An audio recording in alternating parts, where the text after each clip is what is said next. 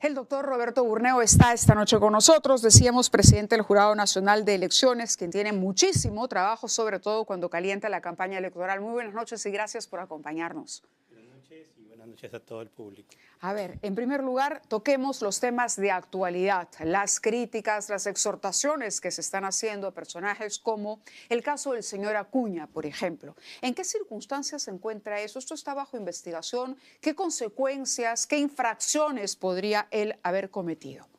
Tengo entendido que ya en nuestra área de fiscalización Sí. viene fiscalizando a nivel nacional todos los hechos o cuestiones que puedan venir realizando las diferentes autoridades en cualquier circunstancia que puedan vulnerar las normas o podrían vulnerar las normas de neutralidad y de imparcialidad.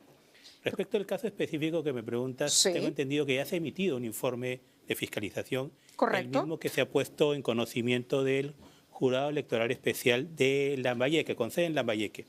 Eso lo tiene que ver, claro, el jurado especial allá. En primera instancia lo determinan ellos, verifican o evalúan lo que en la área de fiscalización informa respecto de los hechos que comentas, y ellos van a determinar si hubo o no una infracción. Luego, ¿Hay un plazo para conocer si hubo o no la infracción? lo hacen inmediatamente. ¿Y cuál es la sanción?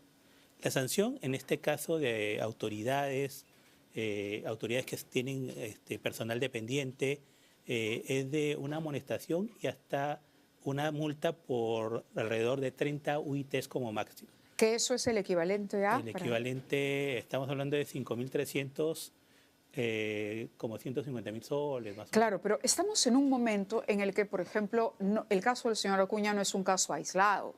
Hemos visto también cómo se ha discutido en el Congreso de la República el uso de la semana de representación, ¿no?, para hacer campaña política.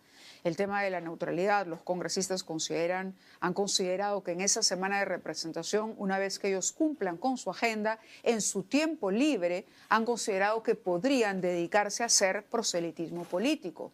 Luego está también esta situación que se presentó en medio de la presentación de los trenes del señor Rafael López Aliaga, alcalde en funciones, donde había pues cartelones y banderolas, digamos, con el símbolo del partido, con los colores representativos. ¿El caso del alcalde constituye, diría usted, una infracción? ¿Se cruzó la línea? ¿Hubo un exceso ahí? Bueno, lo que podría decir es que no puedo yo adelantar opinión, porque recordemos que yo como presidente del jurado también soy presidente del Pleno del Jurado Nacional de Elecciones, y esto puede ser, si es que se determina una infracción en primera instancia, materia de una apelación. Lo que sí puedo informar es que todos estos hechos vienen siendo materia de evaluación por el área de fiscalización. En el caso de los congresistas que indicas, creo que fueron de unas acciones en el interior del país, en el marco de la semana de representación, todos estos hechos se evalúan y se determinan si han vulnerado o no las normas respectivas, y ya se han emitido los informes de fiscalización respectivos.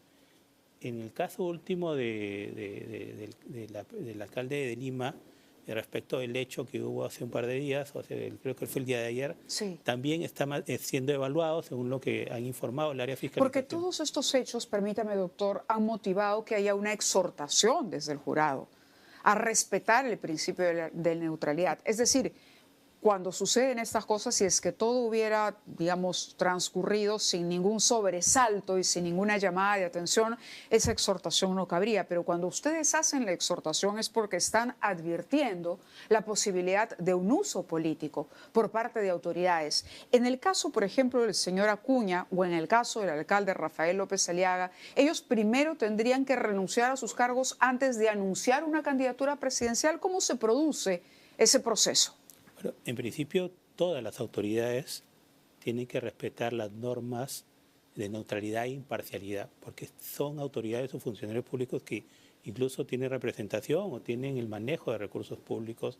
Así que la invocación es para todos, el sentido que observen las normas de neutralidad e imparcialidad, y que de pronto, si tienen aspiraciones políticas, hay reglas que tienen que cumplir, ¿no?, en la medida que sigan siendo funcionarios públicos.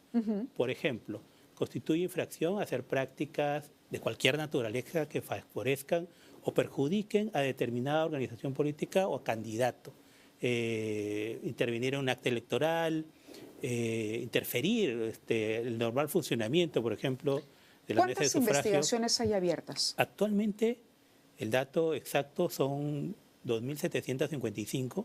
Ya ahorita vamos a bordear las 3.000 investigaciones. Ya ve que no era poca cosa. 2.500, ¿me repite la cifra? 2.755, según el dato que me mandó hace un rato. Situaciones en las que podría concluirse que hubo una infracción a la neutralidad. Es correcto. Esto Estamos hablamos de autoridades... 2.755 informes de fiscalización que son puestos en conocimiento de los 5 jurados electorales especiales que tenemos a nivel nacional, porque estamos hablando de informes a nivel nacional. Ahora, un informe puede tener muchas incidencias. Por ejemplo, no sé, una persona o un funcionario hace propaganda en diferentes distritos. Entonces, una incidencia va a ser toda la propaganda de un distrito, otra incidencia en otro distrito y así sucesivamente. De eso se puede emitir un informe. Podría haber un informe, muchas incidencias. No necesariamente por cada incidencia puede emitirse un informe de fiscalización. Eso tenerlo en cuenta porque a veces las personas dicen que podrían pensar que por cada incidencia puede haber tantos informes. En uno solo puede haber muchas incidencias y el jurado electoral especial es el que determina si se han vulnerado o no las normas respectivas y eventualmente con el resultado se puede apelar. Claro, pero estos 2.755 informes, a ver, tienen que ver con funcionarios. Todos con funcionarios. Todos son funcionarios públicos. Hablamos de congresistas, alcaldes, gobernadores regionales. De todos los niveles nacionales y subnacionales. De acuerdo. ¿Qué pasa con la situación, por ejemplo, del ministro Morgan Quero, que se afilia a un partido político siendo ministro de Estado? Él, en una entrevista más temprano en RPP, no el día de hoy, sino hace algunos días en Ampliación de Noticias, decía que es su derecho constitucional. Él puede ser un afiliado al partido. Le preguntamos por sus intenciones, pero ¿cuáles son las reglas que rigen, digamos, a un funcionario con la cercanía que él tiene y que además mañana más tarde puede participar en la inauguración de obras públicas acompañando a la presidenta? ¿Cuáles son las normas de conducta que debería respetar? Respecto de las normas de neutralidad y publicidad, son normas que se refieren a los funcionarios. Respecto a la afiliación, no sé el caso en concreto, pero entiendo yo que no hay una vulneración en sí, porque cualquier persona... No, la afiliación misma entendemos que no, es el partido. El partido y el principio de neutralidad vinculado en su condición de al señor Nicanor Boluarte. Tiene que ser respetado. Correcto, eso se lo preguntamos a él y él dijo es mi derecho constitucional participar de manera activa. Él es un militante ahora, pero la situación, digamos que podría despertar alguna suspicacia es que finalmente en su calidad de ministro de Estado, ¿no?, él participa en la inauguración de una serie de obras públicas, pero al mismo tiempo hoy ya es un rostro visible de un partido además vinculado al hermano de la presidenta. ¿No hay ahí ningún tipo de conflicto de interés? Estamos hablando de que se tiene que producir una incidencia en sí, a efecto de determinar si el funcionario o la persona involucrada ha vulnerado o no la infracción en concreto. Tendríamos que ver si es que se ha presentado una situación en concreto y el área de fiscalización es la que va a emitir el informe respectivo, que luego es comunicado a la primera instancia, que es el Jurado Electoral Especial. Y tengan la seguridad que el Jurado Nacional de Elecciones viene monitoreando a nivel nacional todas las posibles incidencias que puedan impactar o puedan vulnerar la normatividad. En el caso de APP, en el caso que no es el señor Quero, sino el señor Acuña, redes sociales se han difundido videos, se han difundido fotografías en donde se ve al actual gobernador participando de un evento, APP Tívate, que se realizó en un fondo y contó con la presencia de unas 3.000 personas. O sea, prácticamente se estaba lanzando ya la candidatura a la presidencia de un gobernador en funciones. Repito, respecto de ello, lo que podría yo comentar es que el área de fiscalización ya emitió el informe que está siendo evaluado por el Jurado Electoral Especial, en este caso con sede de Lambayeque. Vamos seguro dentro de muy poco tiempo sabremos la decisión en función de la evaluación que ellos hagan, ¿no? Ya luego... Porque ahí estamos hablando no solamente de la falta de respeto al principio de neutralidad, sino del uso de fondos públicos, eventualmente para actividades proselitistas. Todo eso es materia del informe respectivo, entiendo yo, y va a ser evaluado respectivamente, como entendemos, a nivel nacional incidencias de este tipo se vienen presentando en diferentes casos. Quizás los casos que te refieres son los, digamos, los más llamativos, pero en realidad estamos haciendo una gran labor, tenemos un despliegue bastante grande y esto entendemos que probablemente venga incrementándose. Lo que yo podría invocar es que se respeten a todas las autoridades, que respeten los principios de neutralidad e imparcialidad. Son normas que vienen mucho tiempo vigencia. Y que claro, y que hay la tentación de no incumplir cuando uno tiene la oportunidad de repente de capitalizar. Otro tema importante tiene que ver con declaraciones suyas. Ha dicho que en las próximas semanas se tendrán resultados ya sobre las investigaciones de las firmas falsas o presuntas firmas falsas en los partidos políticos.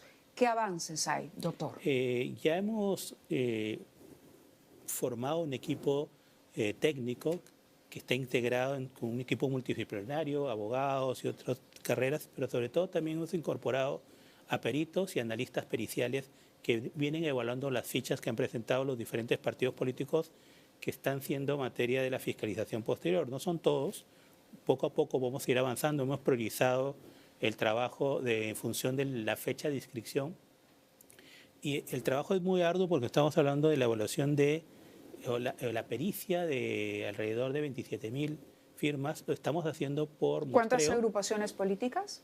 Ahorita vienen siendo evaluados como 3 organizaciones políticas. ¿3? Sí, 3. Tengo acá Primero a la Gente, Perú Primero, Perú Moderno, Fe en el Perú, Nueva Gente, Voces del Pueblo y Ciudadanos por el Perú. Venimos hablando a esas organizaciones políticas según la etapa de inscripción. Se van a tener resultados, sí, en las próximas semanas, según lo que tengo informado. Nuestra finalidad nuevamente no es que se declare la nulidad de la inscripción. ¿Pero podría declararse la nulidad? Sí, podría. El marco normativo de la fiscalización posterior conlleva a que si la organización política ha obtenido la inscripción con la presentación de firmas falsas, adulteradas, puede conllevar a la nulidad. Pero entendamos que lo que dice la norma también es que se tiene que no cumplir con el requisito de inscripción, es decir, que la detención o la determinación de que ha habido firmas falsas tiene que ser una masa crítica suficiente como para que pierda ese número. ¿A qué se refiere con eso? ¿A que por ejemplo, supere el número de firmas falsas el número que requiere para la... Un requisito para inscribirse es alrededor de un poco más de 25.000 firmas. Si se reduce sustantivamente en función del número de fichas falsas, o sea, 20.000, es que ya no cumple con el requisito que se requería para estar inscrita, por lo tanto se declararía la nulidad de inscripción porque obviamente no obtuvo adecuadamente. ¿Cuándo sabremos ello? En las próximas semanas. ¿Qué significa eso? Estamos hablando de alrededor de un mes, no creo que conlleve... ¿No cree que más? En un mes podríamos tener los resultados de esto, que también constituyó un escándalo en su momento.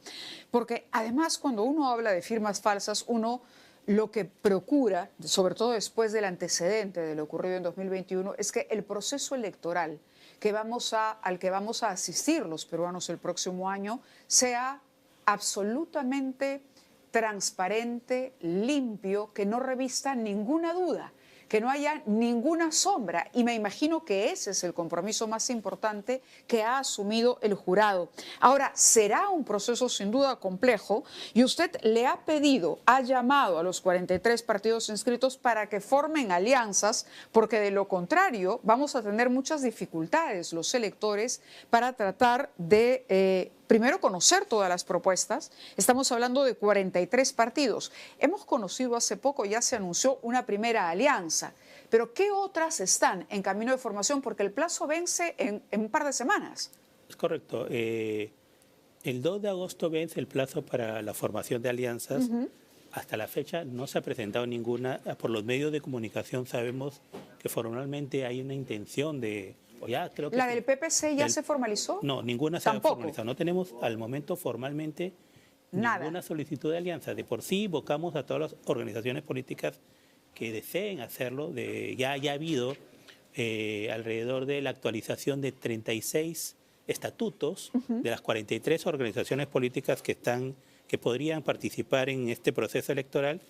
Entre las actualizaciones son actualización del marco normativo para celebrar alianzas, así que por ese lado entendemos que hay el ánimo, la intención de poder llegar a estos pactos políticos, que son importantes, por un lado, porque conlleva un grado de desprendimiento grande, porque te tiene que consensuar objetivos, intereses y demás, y por otro lado va a facilitar mucho al trabajo del sistema electoral, porque reduciría la cantidad de organizaciones políticas que participarían y simplificaría también el trabajo de los ciudadanos, porque va a ser muy arduo, complicado, ir a expresar su voto con 43 organizaciones políticas, lo cual significa una cédula electoral un poco grande, ¿no?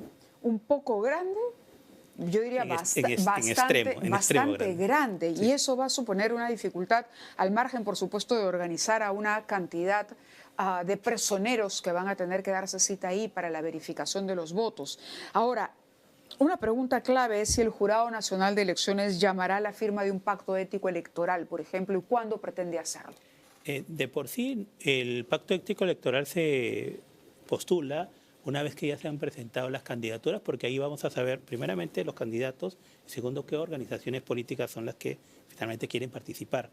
De por sí ya estamos trabajando en la formulación de esta experiencia, que es una buena práctica, es un llamado a que las organizaciones políticas cumplan con principios básicos del trabajo y del comportamiento en el proceso electoral, y constituye una buena experiencia y un compromiso para en una competencia muy cerrada. ¿A qué se comprometen con ese pacto ético Se comprometen electoral? A cumplir principios éticos, a no vulnerar las normas, a no cometer actos. ¿Y cumplen? Parece mentira, pero sí, el pacto ético conlleva esos compromisos, conlleva esas líneas de acción, pero sobre todo cuando se incumplen se va a relanzar el tribunal ¿cómo se llama? Ético electoral, a efecto de hacer una llamada de atención al público, a las organizaciones políticas que incumplan, y eso va a ser una expresión de compromiso y también de malas prácticas que se pueden organizar. Es el ciudadano el que finalmente va a determinar si esas organizaciones políticas no cumplen con sus objetivos o no se comportan éticamente, y eso va a determinar también la intención de voto. Eso es lo que conlleva realmente el pacto ético y el tribunal, porque el castigo que se da es que el ciudadano va a darse cuenta quiénes son las organizaciones políticas que tienen buenas prácticas, que cumplen con ciertos principios, y finalmente ellos van a premiar con su voto al final del día a las organizaciones políticas respectivas. Usted es presidente del Jurado Nacional de Elecciones, pero asignado por el Poder Judicial, ¿correcto? Correcto. Yo soy la Sala Plena. El Poder Judicial nos elige a través de una votación interna y nos destaca al Jurado Nacional de Elecciones. En este caso es el representante del Poder Judicial quien preside el Jurado Nacional de Elecciones, pero integra un pleno. ¿Es un juez supremo? Soy juez supremo. Sí. Usted es un juez supremo. Últimamente se habla de una intervención o de una, reforma de todo el sistema de justicia. Le hacía esta primera pregunta para consultarle si usted considera o coincide con la presidenta del Poder Judicial en que esa reforma no podría venir de un agente externo. ¿Cómo analiza usted esos cambios que se han propuesto ahora? Venimos hablando de reforma desde hace más de 30 años y por décadas, y siempre volvemos al mismo debate de la reforma del sistema electoral. Lo que yo creo que cualquier reforma, realmente tienen que participar los que están involucrados. El poder judicial es un poder del Estado, y parte de garantizar su independencia, porque es importante garantizar la independencia del que va a impartir justicia, es que puedan ellos o nosotros ser los protagonistas de la reforma. Porque muchas veces las reformas se dan en gabinete, Ministerio de Justicia, y no se ve realmente al operador que toma las decisiones. Y cuando ya vienen esas reformas, se chocan o nos chocamos, tenemos que interpretar qué quisieron decir los que hicieron en gabinete, que no tienen ni siquiera experiencia judicial. Es los actores principales los que tienen que tener ese protagonismo, y eso sí lo respeto mucho y coincido con la presidenta del Poder Judicial. Y se tiene que garantizar tres cosas: independencia presupuestal, no la tiene el Poder Judicial; independencia de gestión, para poder determinar cuántos juzgados hay. ¿Tiene presupuesto el Jurado Nacional de Elecciones para llevar adelante un proceso tan complejo como el que viene? Por ejemplo, no nos han dado todo el presupuesto, nosotros nos dieron un presupuesto inicial y el compromiso del Ejecutivo de que cuando ya vayamos ejecutando esto, podamos ¿Pero hacerlo. eso qué significa? ¿Hay un cronograma? Hay un cronograma. ¿Cuánto van a costar las elecciones del próximo año? Las elecciones este año de por sí ya cuestan 500 millones de soles en todo el sistema electoral. Ya se van a presentar, nosotros vamos a presentar demandas adicionales que se van a ir en función de que nos han dado un adelanto, pero en general normalmente se estima que cada proceso electoral, que va a haber 2 grandes, va a costar al Estado en total alrededor de 1.500 millones en promedio entre el 2025 y el 2026. O sea, vamos a tener alrededor de 2.500 a 3.000 millones entre estos 2 procesos grandes de elecciones generales, donde dijimos el presidente y los senadores, diputados y parlamentarios andinos, y subnacionales, donde elegimos alcaldes, gobernadores regionales y regidores, consejeros. O sea, el costo es grande, la democracia cuesta en ese sentido, pero es importante porque entendamos, vamos a elegir. ¿Qué esperaría usted del mensaje, el último, de la presidenta Dina Boluarte, este 28 de julio, sobre el papel del gobierno para garantizar transparencia del proceso? Es importante que se garantice la transparencia de los procesos electorales porque es donde la gente va a ejercer el gran poder que tiene el ciudadano de a pie, que es emitir su voto. ¿Pero qué esperaría oír en palabras de la presidenta ese día con relación a este tema en particular? Lo que yo espero oír de la presidenta de la República es que se va a garantizar no solamente la transparencia, sino la neutralidad y el trabajo técnico del sistema electoral. De que tanto el Jurado Nacional de Elecciones, la OMPE y RENIEC, que forman el sistema electoral, van a tener el respaldo del Ejecutivo y Legislativo para que hagamos nuestro trabajo técnicamente en forma transparente, que confíen en que vamos a estar a la altura de las circunstancias y de estos grandes procesos electorales. No nos queda mucho tiempo porque hoy vamos a concluir más temprano el programa, pero ¿qué hacer desde el jurado? Usted tiene un reto enorme, que es devolverle a la ciudadanía y al país la confianza plena, que no se repita la historia del 21 cuando se habló de fraude, por ejemplo. ¿Hay alguna medida en particular que esté adoptando el jurado para evitar que se repita una situación como aquella? Lo que podríamos decir de cara a estos procesos electorales es que estamos trabajando para que los mismos se den con transparencia, estamos trabajando para que el Jurado Nacional de Elecciones se mantenga imparcial e independiente y finalmente estamos haciendo todos los esfuerzos para que el Jurado Nacional de Elecciones y el sistema electoral en general esté preparado para estos grandes retos. Deseamos nuevamente fortalecer la confianza que siempre el sistema electoral históricamente ha tenido. Estamos hablando de niveles mayores al 60, 80%, ahorita estamos en 25, 30, lo cual es un gran reto para todos. Muy bien. Doctor, yo le agradezco que haya estado con nosotros. Hoy, le decía, tenemos un programa más breve, tenemos que ir con nuestros amigos los deportivos para analizar. Me parece que le ha ido bien a Alianza. 2-0 ganó Alianza. O sea, hay motivos para celebrar, querido Sergio. Bueno, la mitad del país celebra. Celebramos todos. La otra mitad también, ¿no? También, creo que también. Muy bien, muchas gracias, doctor, por su presencia hoy en el programa. Así que nosotros nos despedimos hoy, más temprano que de costumbre, pero regresamos mañana aquí en Prueba de Fuego a través de RPP. Muchas gracias. Gracias.